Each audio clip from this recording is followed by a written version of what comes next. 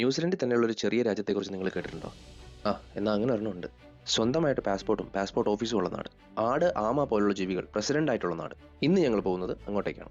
ഇത്രയും വിയേർഡ് ആയിട്ടുള്ള ട്രഡീഷൻസ് ഉള്ള ഈ സ്ഥലം ഇരിക്കുന്നത് ന്യൂസിലൻഡിലെ ഒരു ഐക്കോണിക് ആയിട്ടുള്ള ഒരു ഹൈവേയിലാണ്. അതാണ് ട്രാവൽ ചെയ്യാൻ അധികം ആരും ചൂസ് ചെയ്യാത്ത ഫൊർഗോട്ടൻ വേൾഡ് ഹൈവേ എന്ന് വിളിക്കുന്ന സ്റ്റേറ്റ് ഹൈവേ 43. ഒരുപാട് ഹെയർപിൻ വളവുകളും വൺലൈൻ റോഡ്സും അൺസീൽഡ് ആയിട്ടുള്ള സ്ഥലങ്ങളും ഉള്ളതുകൊണ്ടാണോ ഈ വഴി ആരും ചൂസ് ചെയ്യാത്തത് ഉൾപ്പെടെയുള്ള കാര്യങ്ങൾ അറിയാൻ വീഡിയോ ഫുള്ള് കാണുക.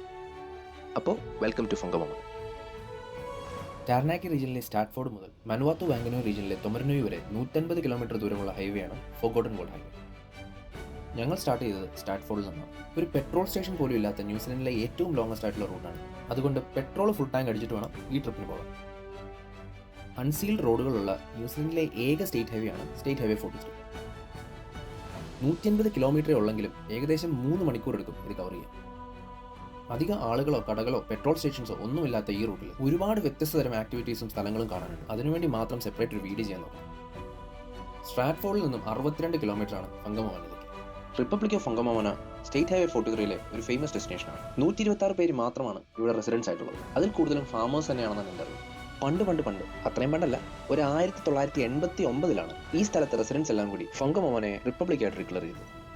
ടാരനാക്കി റീജിയനിലായിരുന്ന ഈ സ്ഥലം മനുവാത്തു വാങ്കനോയി റീജിയനിലേക്ക് മാറ്റണമെന്ന റീജിയണൽ കൗൺസിലിന്റെ തീരുമാനത്തെ എതിർക്കാൻ വേണ്ടിയാണ് അവരിത് ചെയ്തത്. ഇതാണ് ഇവിടുത്തെ വീക്ക്ലി വൺസ് മാത്രം തുറക്കുന്ന പോസ്റ്റ് ഓഫീസ്. നമ്മൾ ടാർനാക്കിയിലെ സ്ട്രാറ്റ്ഫോർഡ് വിട്ട് കഴിഞ്ഞാൽ പിന്നെ മനുഷ്യവാസമുള്ള ഏക ഒരു സ്ഥലമാണ് ഫംഗമോമന. ഇവിടുത്തെ ആൾക്കാരിൽ കൂടുതലും ഫാമേഴ്സ് ആണല്ലോ, അതുകൊണ്ട് മെയിൻ ബിസിനസ് എന്ന് പറയുന്നത് ഫാമിംഗ് തന്നെയാണ്.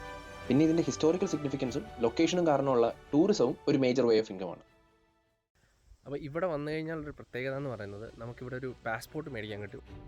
ഒന്നില്ലേ നമുക്ക് ഇവിടുന്ന് $5 കൊടുത്ത് പാസ്പോർട്ട് മേടിക്കാം, അല്ലെങ്കിൽ നമ്മുടെ സ്വന്തം പാസ്പോർട്ടിൽ ഇവർ സീൽ അടിച്ചു തരും. ഇവരുടെ റിപ്പബ്ലിക് ഡേ സെലിബ്രേഷൻസ് ജാനുവരി 18 നടക്കുന്നത്. അന്ന് തന്നെയാണ് പ്രസിഡൻഷ്യൽ ഇലക്ഷൻസും നടക്കാറ്. ഇവരുടെ രണ്ടാമത്തെ പ്രസിഡന്റിന്റെ പേരാണ് ബില്ലി ദ ഗോട്ട്. അതെ, അതൊരാടായിരുന്നു. എന്തായാലേ ഇത് ഇവിടുത്തെ ഒരു ഐക്കോണിക് സ്ഥലമാണ് ഫംഗമോമന ഹോട്ടൽ. ഇതിന്റെ ഉള്ളിൽ വെച്ചാണ് നമുക്ക് പാസ്പോർട്ട് സ്റ്റാമ്പ് ചെയ്ത് തരുന്നത്. ഇതാണ് ഫാമിങ്ങും ടൂറിസവും അല്ലാതെ ഇവിടുത്തെ ഏക ഒരു ബിസിനസ് സ്ഥാപനം. ആ സീൽ അടിച്ചു കഴിഞ്ഞാൽ നമ്മൾ ഒഫീഷ്യലി ഇവിടുത്തെ റെസിഡന്റ് ആയി. അതിനോടൊപ്പം തന്നെ നമുക്ക് ഇവിടെ വോട്ട് ചെയ്യാനുള്ള അവകാശം കിട്ടുമെന്നൊക്കെയാണ് പറയുന്നത്.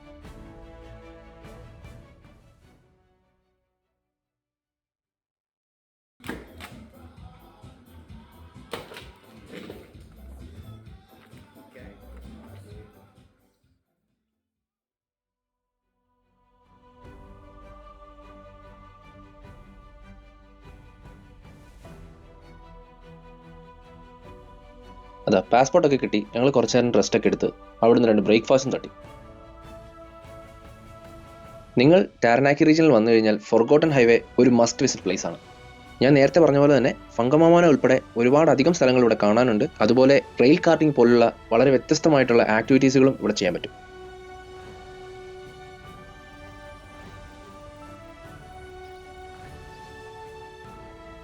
അപ്പോൾ ഞങ്ങൾക്ക് തിരിച്ച് ന്യൂസിലൻഡിലേക്ക് പോകാൻ സമയമായി. ഇനി തിരിച്ചു കയറുമ്പോൾ ഇമിഗ്രേഷൻ ചെക്ക് ഉണ്ടോ ആവോ.